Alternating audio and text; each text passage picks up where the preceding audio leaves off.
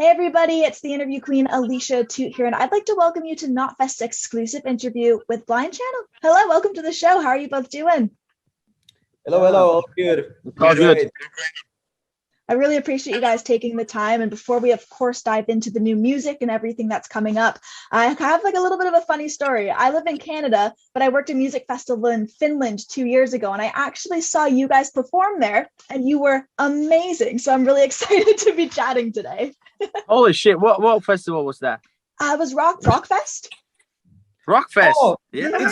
Yeah, it was so cool. And so as soon as I found out that I was going to be chatting with you both for Knotfest, I was like, oh, this is such a damn cool moment. So again, appreciate you guys being here. Yeah. Well, speaking to live shows, it's been announced that you are hitting the road across America with Fire from the Gods this spring. So how hyped were you when that tour got locked down?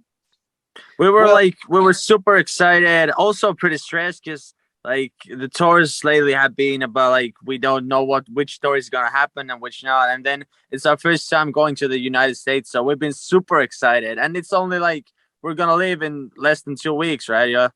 Crazy. Yeah, I guess we have around 10 days until we leave. And it's super crazy to think about that. Since we were teenagers in high school, we were dreaming about playing shows in America and basically seeing all these places like Los Angeles and Seattle and stuff like that. And it's really a dream come true, like a teenage dream coming to reality. And it is really cool to come there. Is there anything we haven't played a show in a while. You can notice, when we don't play shows, we grow these weird as fucking beards. If you see that. You've been in hibernation. That's the sign. Yeah, we've only been in the studio making new music, and that's when the beards happen. So it's not usual. That is so funny. You had mentioned how it's a bit of a childhood dream for you both. So when it comes to anything in specific you want to do, are there any spots you really want to hit up? It can be a restaurant, a store that you've heard of. Basically, I think when we land I think we're flying to Chicago. So yeah, Chicago. When we see that classic American skyline, we're going to be like, holy shit, guys, we made it. It's going to be the first impression. But I would say that, yeah, for sure, Los Angeles, and we're playing in Whiskey A Go-Go. So for sure, we want to go to Rainbow and see that all the classic rock and roll places that we've been seeing in movies and documentaries. So for sure, Los Angeles is something we're really looking forward. Pretty classical, but Yeah, well, nothing to add. I'm sure the gigs are going to be absolutely wild, but when it does come to shows that you've attended as fans, what would you say are some of the best gigs you've been to?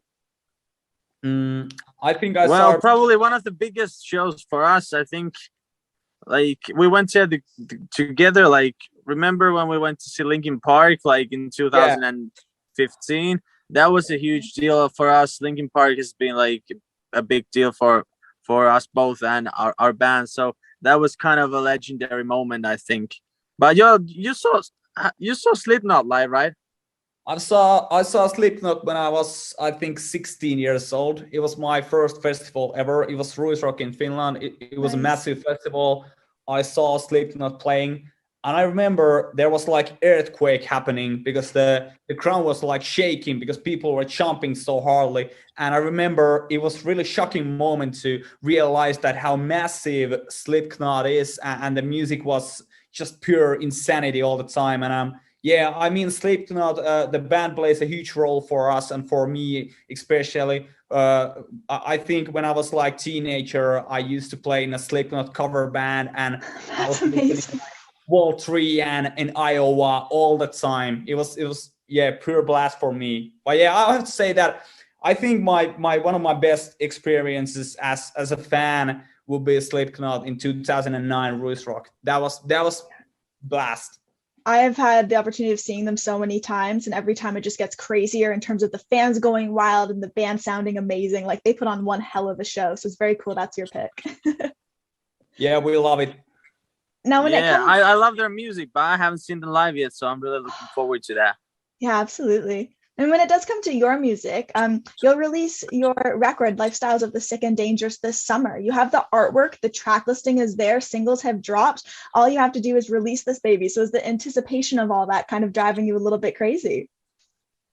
Well, Yeah. a bit, but like we're already so fucking done with the album. Like the album was really like almost a year ago, not a year ago, maybe a half a year ago, and we were super stressed about the process, and it was also an amazing process. And then we got when we got the album ready, and then we'll listen to it like 100 times a day, you know, and Yeah, you're then sick of it that's at only this the point. beginning for us.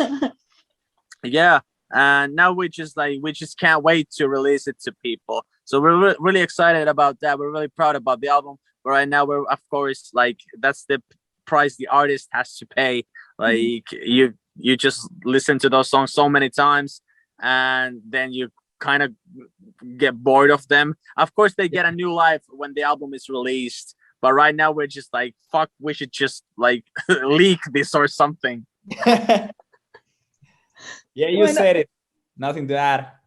I know that the songs on this album range from the point of breaking down to finally blowing up in terms of what you guys were writing about. And you've had such a crazy journey. So what was it like revisiting and writing about all the wild ups and downs while making this record?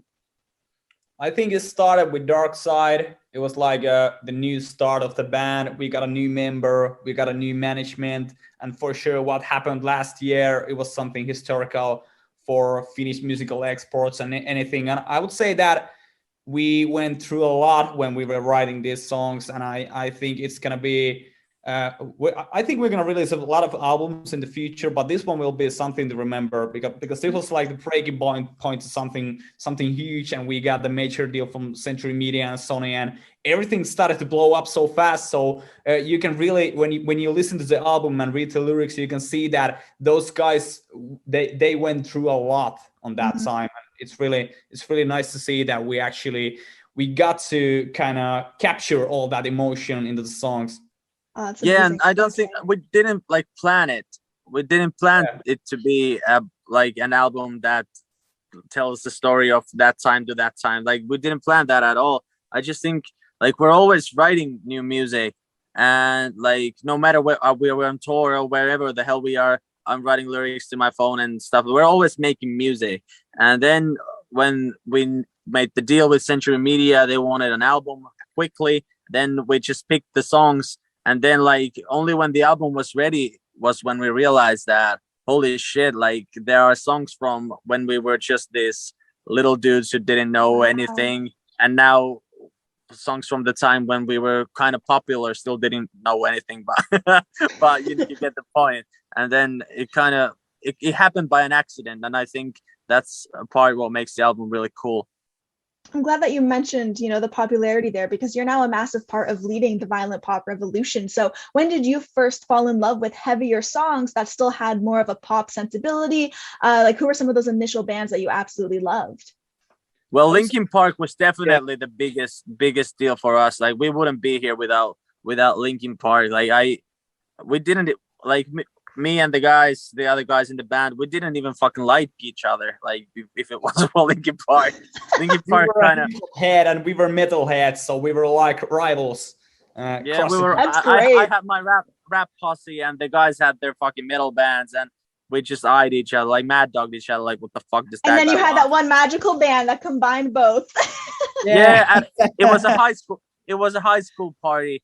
And the boys like put some Linkin Park on, but the boys could only sing the chorus. And then I started going like, one thing, don't know how. Like that doesn't even matter how hard you try. Yeah, that's what happened. Like, and that's how we met.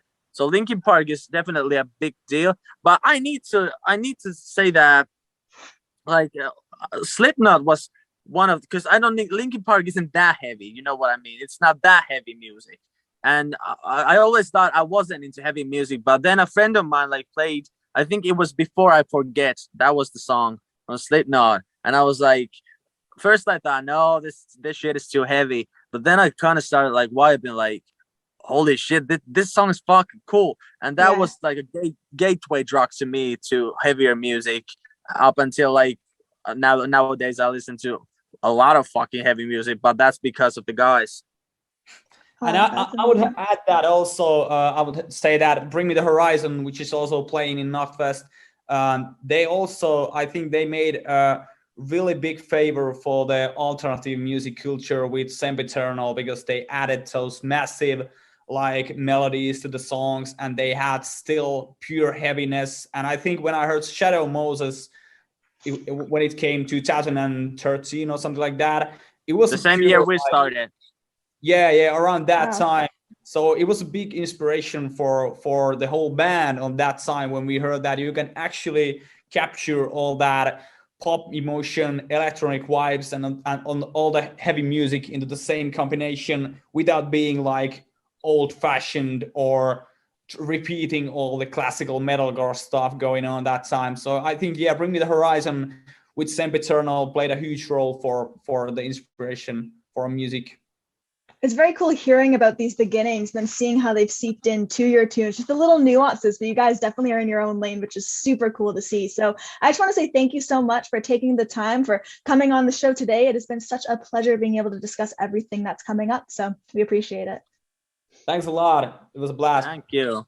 Of course, to everyone watching, this has been Blind Channel. Be sure to check out their upcoming record release and catch them on tour this spring throughout North America. And be sure to check in with Knotfest.com for plenty more exclusives and features. Bye, everybody.